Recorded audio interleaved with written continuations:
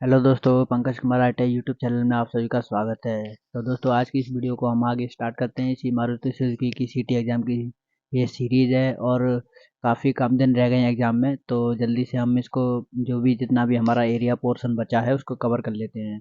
तो psycho and behaviour की हम ये क्लास कर रहे थे, जिसमें हमने कुछ क्वेश्चन कर लिए थे। अभी कुछ टॉपिक इसमें जो क्वेश्चन हैं बाकी हैं अभी, तो किस तरीके से आते हैं, किस तरीके से पूछे जाते हैं, तो उन सभी को हम कवर कर लेते हैं।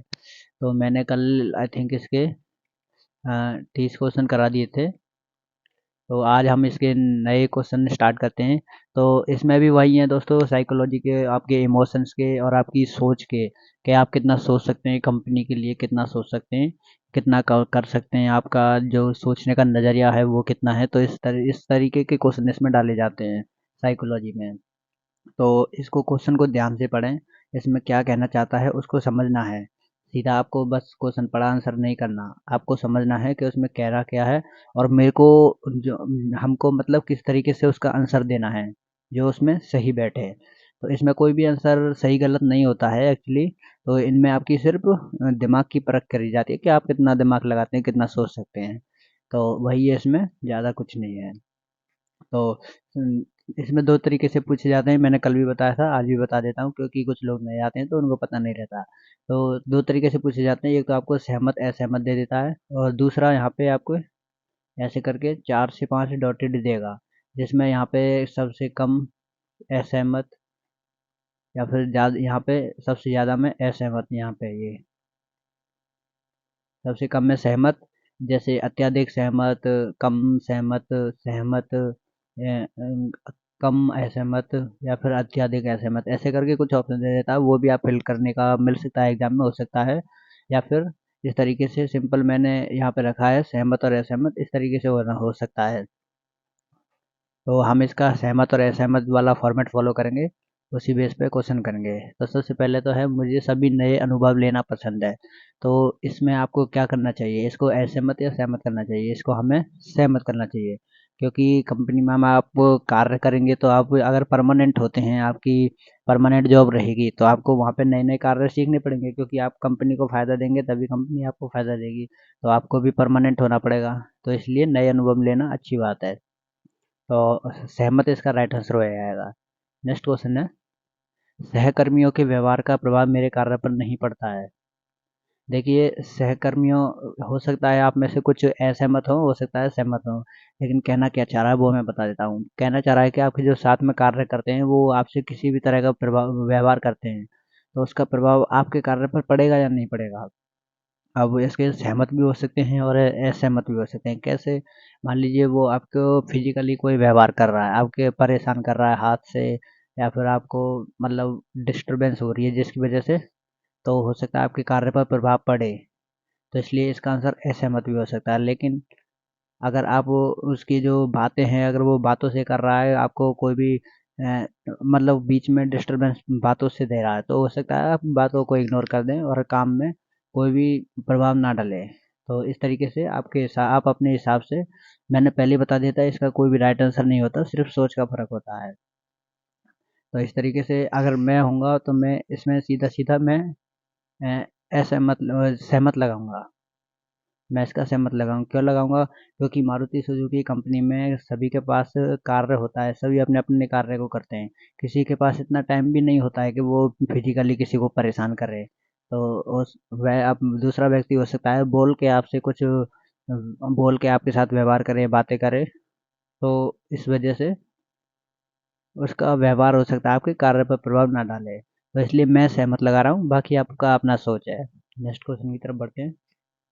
मुझे हमेशा की व्यवस्था पसंद है, और एक व्यवस्था से मुझे बहुत परेशानी होती है।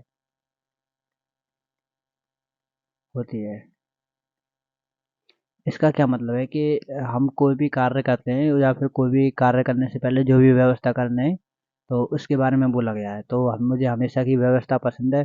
बिल्कुल व्यवस्था होनी चाहिए, किसी भी चीज़ की, किसी भी कार्य की पहले से ही व्यवस्था होनी चाहिए। ऐसा नहीं है जब हम कार्य करना हो तभी उसका कार्य करेंगे। अगर आपको कोई भी स्टेशन चलाना है, तो आपको अपनी मशीनों को चेक भी करना चाहिए, उसकी सही व्यवस्था होनी चाहिए ताकि वो आराम से काम करें। एक्चुअली ये पर्सन थोड़ा कम है, और एक व्यवस्था से मुझे बहुत परेशानी नहीं होती है, नहीं होना चाहिए था। नहीं, तो हो सकता है इसका आंसर सहमत हो सकता है, असहमत भी हो सकता है, आपकी अपनी सोच है। तो नेक्स्ट क्वेश्चन की तरफ बढ़ते हैं। बहुत सी जगह मुझे अपने आप को साबित करना पड़ता है। देखिए, ये भी आपके अपने ऊपर है। तो ये कह रहा है कि आपको अपने आप को साबित करना पड़ सकता है कि हम कितने एलिजिबल हैं किसी कार्य के लिए। हम जहाँ पर भी मान लीजिए परमानेंट हो जाते हैं, तो वहाँ पर हमको कार्य पर लगाया जा सकता है, या फिर हमें कहीं और ट्रांसफ़र किया जा सकता है। तो वहाँ पे हो सकता है आपको साबित करना पड़े, या फिर हो भी सकता है आपको साबित ना करना पड़े। तो स्टार्टिंग में तो आपको साबित करना पड़ेगा, लेकिन बाद में साबित नहीं करना पड़ेगा, क्योंकि आपने बहुत ही मेहनत कर ली है। तो स्टार्टिंग में अगर आप मेहनत कर लेते हैं तो बाद में साबित करने की ज़रूरत नहीं पड़ता। आप अपने नाम से ही पहचाने जाते हैं। तो इस हिसाब से आप अपना कोई भी आंसर यहाँ से पिकअप कर सकते हैं। चलिए नेक्स्ट क्वेश्चन की तरफ बढ़ते हैं। जब दूसरे मेरे काम की प्रशंसा करते हैं तब मुझे संतुष्टि होती है। जब दूसरे मेरे काम की प्रशंसा करते हैं तब मुझे संतुष्टि होती है। इसका इसमें क्या कह रहा है, इसमें कह रहा है कि जब मैं कोई भी कार्य कर रहा हूँ और दूसरा मेरे कार्य सवाल जो कि काम के ऊपर सवाल खड़ा कर दे। दूसरा व्यक्ति सामने वाला या फिर कोई भी व्यक्ति होता है, या फिर आपसे सीनियर भी हो सकते हैं। तो अगर आपके काम के ऊपर कोई सवाल खड़ा हो जाए तो क्या आपको उससे संतुष्टि होगी? बिल्कुल भी नहीं होगी। तो इसका मैं तो असहमत ही करूँगा, क्योंकि मुझे संतुष्टि नहीं होती है। और आपका मर्जी, आप सहमत असहमत कोई भी कर सकते हैं। आप अपने हिसाब से सोच सकते हैं। चलिए नेक्स्ट क्वेश्चन की तरफ बढ़ते हैं। योजनाबद्ध कार्य से ही सफलता मिलती है।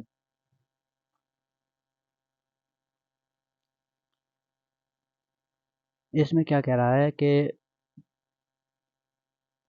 हाँ, योजनाबद्ध कार्य से ही सफलता मिलती है। तो योजनाबद्ध कार्य से सफलता का क्या मतलब है? मान लीजिए बंद कोई भी कार्य है, बंद है, हमने उसकी योजना भी बनाई है, या फिर कोई भी योजना हमने बनाई ही नहीं तब हम कार्य कर रहे हैं, तो क्या उसे सफलता मिलेगी? बिल्कुल नहीं मिलेगी। तो इससे हम बिल्कुल भी सहमत नहीं होंगे, हम इससे असहमत होंगे। मेरे प्रोस्पेक्टिव से असहमत होंगे। ऑप्शन नंबर बी, यानी असहमत, इसका राइट आंसर है। नेक्स्ट क्वेश्चन है। जब कोई चीज़ परेशान करती है तो हर वक्त उसके बारे में सोचना गलत है। जी हाँ, बिल्कुल सही है। जब कोई चीज़, कोई बात हमारे माइंड में है, हम उससे परेशान हो रहे हैं, बार बार डिस्टरबेंस हो रहा है, तो हम उससे परेशान इतना ज़्यादा हो जाते हैं तो कि हम अपना कार्य सही से नहीं कर पाते हैं। इसमें सीधे सीधे कहने का क्या मतलब हो जाएगा कि जब हर वक्त उसके बारे में सोचेंगे तो हमारा कार्य गलत होगा। हम जो भी कार्य कर सकते हैं, वो हो सके वहाँ से कोई डिफेक्ट चला जाए आगे, जो कि आगे जानलेवा हो सकता है। तो इसलिए हमें इन चीज़ों का बड़ा ध्यान रखना पड़ता है कि हमें अपना माइंड फ्रेश होके, एकदम रिलैक्स होके काम करना है। तो जब कोई चीज़ हमें परेशान करती है तो हर वक्त उसके बारे में सोचना गलत है। बिल्कुल सहमत हैं हम इस बात से, क्योंकि सोचना सच में गलत है। Option number A right answer हो जाएगा। नेक्स्ट क्वेश्चन की तरफ बढ़ते हैं। मैं अपने विचार प्रस्तुत करता हूँ।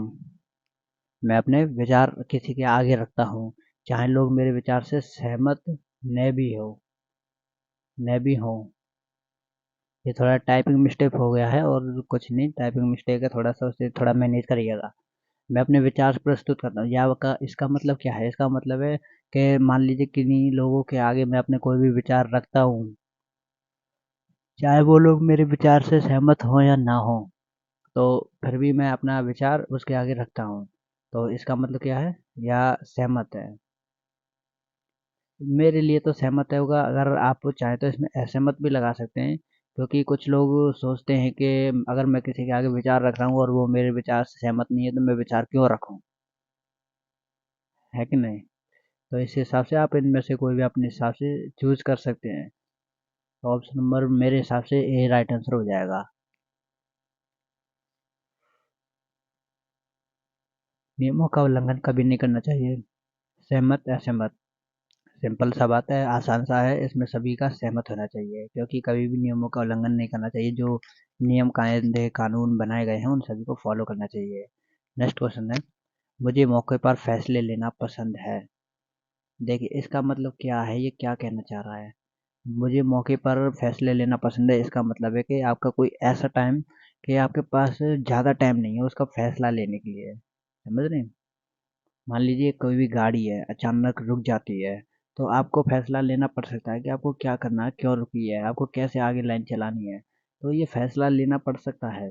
तो हो सकता है आप इसमें सहमत हो, और हो सकता है आप इसमें असहमत हो, क्योंकि कुछ लोग सोचते हैं कि वो फैसला नहीं ले पाते। लेकिन ये गलत हो जाएगा, राइट आंसर उसका सहमत होगा, क्योंकि मुझे मौके पर फैसला लेना पसंद है। ये एकदम अच्छी लाइन है, मतलब पॉजिटिव लाइन है, पॉजिटिव वे से आती है। तो option number A right answer हो जाएगा। नेक्स्ट क्वेश्चन की तरफ बढ़ते हैं। मैं सभी कार्य जोश के साथ समय पर करता हूँ। अब देखिए इसमें क्या कहना चाह रहा है। इसमें कहना चाह रहा है कि आपकी जो एनर्जी है, आप एनर्जी के साथ करते हैं, सुस्त होकर कार्य नहीं करते हैं। और जब आप एनर्जी के साथ कर रहे हैं, एक अच्छी एनर्जी के साथ कर रहे हैं, तो आप वो कार्य समय के साथ पूरा करते हैं। क्योंकि आपको पता होगा, गाड़ी लगभग 30 से 40 सेकंड एक स्टेशन पर रुकती है, रुकती नहीं है एक्चुअली, लाइन चलती रहती है, तो 30 से 40 सेकंड वो टाइम लेती है वो स्टेशन क्रॉस करने में। तो जब स्टेशन क्रॉस करती है, तो उसी क्रॉसिंग टाइम की लिमिटेड टाइम में गाड़ी बनानी पड़ती है। तो उसके साथ हमें क्या होना चाहिए, एनर्जी होनी चाहिए। तो आपको सभी को पता होगा, बड़ी एनर्जी के साथ काम करना पड़ सकता है, आपने काम किया भी होगा सभी ने। तो आप अपने हिसाब से इसमें सहमत असहमत कर सकते हैं। मुझे किसी भी वार्तालाप में तर्क वितर्क करना पसंद है। देखिए इसका मतलब क्या है, इसका सहमत भी हो सकता है, असहमत भी हो सकता है, आपके अपने विचार हो सकते हैं। मेरे विचार क्या रहेंगे मैं वो भी बताऊंगा। तो इसमें क्या क्या रहा है, मुझे किसी भी वार्तालाप, मान लो कोई भी टॉपिक है, किसी भी टॉपिक के बीच में किसी से तर्क वितर्क, मतलब एक हो सकता है, मतलब अपना तर्क देते हैं, वे तर्क देते हैं, बहस सी हो जाती है, कहने का मतलब बहस सी हो जाती है थोड़ी बहुत। तो या फिर हाँ बहस हो जाती है, या फिर ये समझिए किसी भी बात के ऊपर, मतलब एक टॉपिक के ऊपर बातें होने लगती हैं, हर तरह की बातें, तर्क भी जाते हैं, वितर्क भी जाते हैं। तो ये चीज़ें आपको पसंद है या नहीं पसंद है, इसमें ये पूछा गया है, सहमत है या नहीं। तो हो सकता है ये आपको पसंद हो, लेकिन ये असहमत मैं रहूँगा। क्यों रहूँगा, क्योंकि जो तर्क वितर्क है, इससे थोड़ा झगड़े बनने का कारण भी बन सकता है। तो मेरे हिसाब से मैं इसमें असहमत रहूँगा, क्योंकि मुझे किसी भी वार्तालाप में तर्क वितर्क करना पसंद नहीं है। अगर आप कोई अच्छी बातें करते हैं, या फिर अच्छी बातें मानते हैं, बात बात मानता है सामने वाला, तो बात करने में थोड़ा फ़ायदा है। नहीं मानता तो एक्चुअली टाइम वेस्ट ही है। तो मेरे हिसाब से तो असहमत हो। बाकी आप अपने हिसाब से कुछ भी देख सकते हैं। तो मैं तो आपको साइकोलॉजिकल क्वेश्चन बता रहा हूँ, किस तरीके से आ सकते हैं, ताकि आप अपने माइंड को प्रिपेयर रख सकें। नेक्स्ट क्वेश्चन है, मुझे पहले से तैयारी करना पसंद है। तो इसका मतलब क्या है, इसका मतलब है कि ये एक पॉजिटिव वेव दे रहा है कि हमें पहले से तैयारी करनी चाहिए किसी भी कार्य को स्टार्ट करने से पहले। अब हम स्टार्टिंग करते हैं, कोई भी स्टेशन है, मान लीजिए आप कोई लाइन चलाते हैं, आपको ऑनलाइन काम दे दिया जाता है, तो आपको उस लाइन पे काम करने के लिए जो भी औजार दिए जाते हैं, उनको पहले तैयार करना पड़ता है। औजार नहीं है तो कोई भी, मान लीजिए चेक शीट है, चेक शीट हो सकता है आपको चेक शीट भरने के लिए दे दी जाए, वैसे ज़्यादा से ज़्यादा चेक शीट को सुपरवाइजर भरते हैं, लेकिन कोई चेक शीट आपको अगर दे दी जाए तो वो भी भरनी पड़ सकती है, क्योंकि वो तो एक तैयारी का हिस्सा है।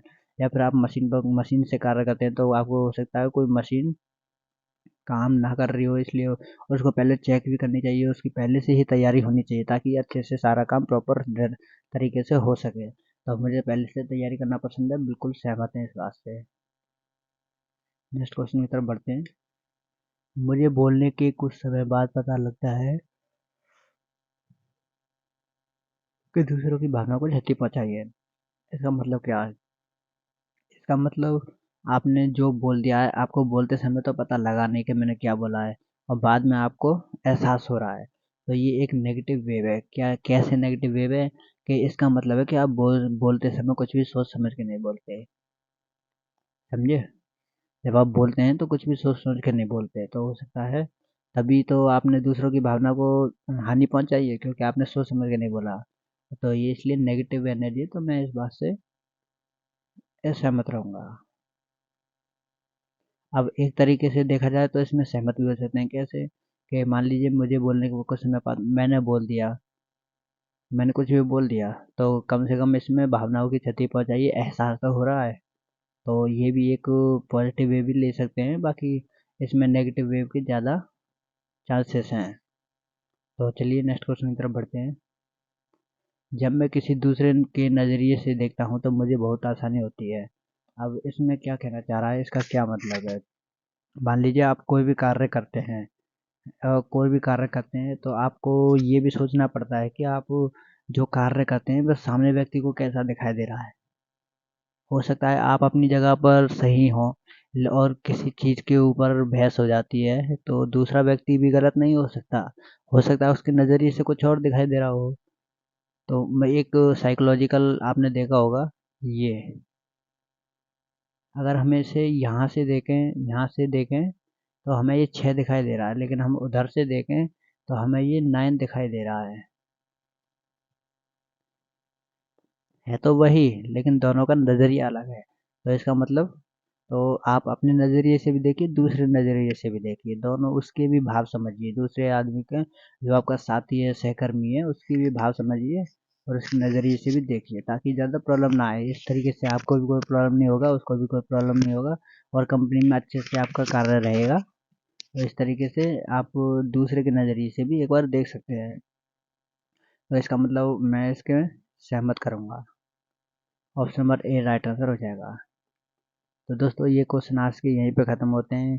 उम्मीद करता हूँ ये क्वेश्चन आपको पसंद आए होंगे। बड़ी मेहनत से मैंने ये क्वेश्चनों को निकाला है, मेहनत से ये क्वेश्चन आपके लिए बनाए हैं, तो इसके लिए एक लाइक और शेयर तो बनता है। और जो लोग नए हैं और अभी तक चैनल को सब्सक्राइब नहीं किया तो सब्सक्राइब ज़रूर कर लीजिए, क्योंकि ज़्यादा देर नहीं बचे हैं। हम और अच्छे अच्छे क्वेश्चन मैं लाने वाला हूँ, तो आप मेरे साथ बने रहिए। और जो भी टॉपिक आप याद दिला दीजिए एक बार, अगर मेरे से छूट गया है। वैसे तो काफ़ी कम टाइम है मेरे पास, लेकिन जो जो टॉपिक इम्पोर्टेंट रहेगा उनको मैं ज़रूर कर पाऊँगा। तो हो सकता है मैं 1-2 दिन में, जो कि रोड की जो साइन वाइन होते हैं सड़क पर, तो उनके ऊपर जो पट्टियाँ होती हैं उनके ऊपर भी एक वीडियो बनाऊँगा, क्योंकि उनमें से भी क्वेश्चन आते हैं। तो वीडियो को ज़्यादा लंबी ना करते हुए चलिए वीडियो को ख़त्म करते हैं। और वीडियो देखने के लिए धन्यवाद। मिलते हैं नेक्स्ट क्लास में।